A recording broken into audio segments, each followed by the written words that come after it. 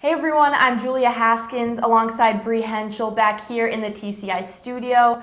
And over the past few weeks, there's been a ton of changes to the Clemson coaching staff, the most recent being the addition of defensive run game coordinator and defensive tackle coach Nick Eason, who was a Tiger himself, a team captain here. And in fact, he has NFL experience too, 17 seasons combined, both as player and coach. Right, and Julia, I think it's going to be very interesting to see Eason come back full circle to his alma mater. He did a lot of great things at Auburn on the defensive side, set a lot of records with them there. And I think in losing Todd Bates did great on the recruiting side for Clemson. We needed someone to really come in and take over that position and work well with the players. I know Brian Brzee and Tyler Davis are coming back, and I think it's going to be very interesting to see that matchup and relationship kindle between the players and the coaches, and I think that it's going to be great for Clemson with all of our returning players.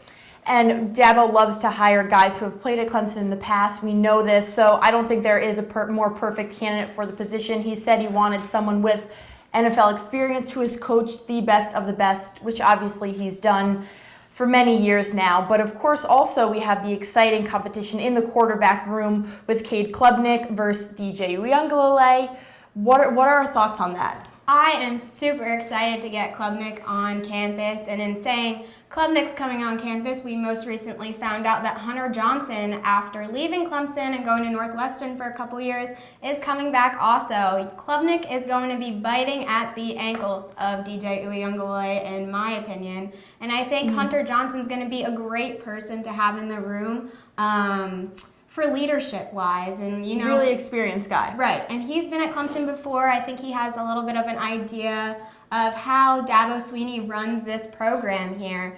Klubnik is a Texas high school football legend. I watched him in the All-American game, and he really looks like he knows what he's doing, so I think it's going to make that transition very smooth from his high school to college playing time here at Clemson, and I'm personally very excited to see what he has to offer. Yeah, of course, leading Westlake and Austin, Texas to 3 consecutive national championships, ranked top quarterback in the country by Rivals.com and Sports Illustrated. So again, a guy that has a lot of potential here, and it'll be really interesting to see how quarterback coach Brandon Streeter manages this competition in spring ball, and it's going to be exciting.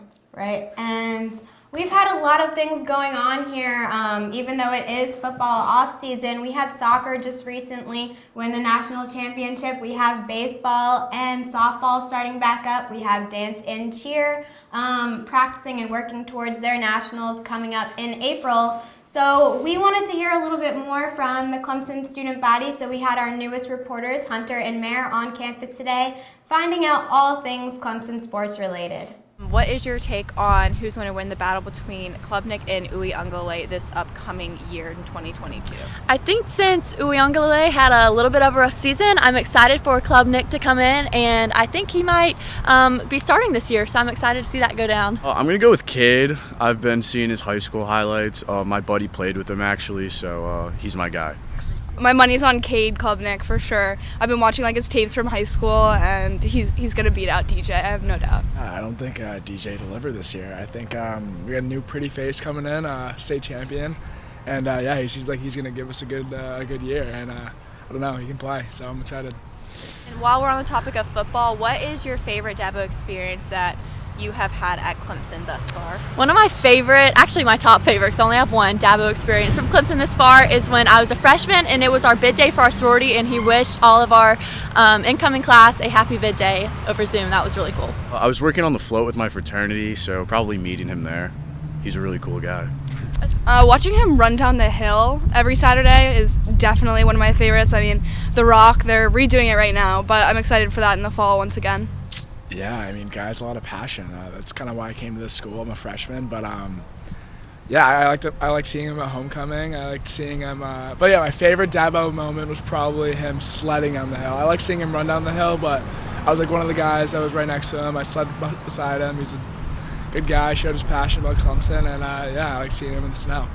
What are your other favorite sports to go and watch here at Clemson? I was definitely really interested in watching the soccer team make it to the playoffs and then win the national championship. And I also love supporting the tennis team here because I grew up playing tennis.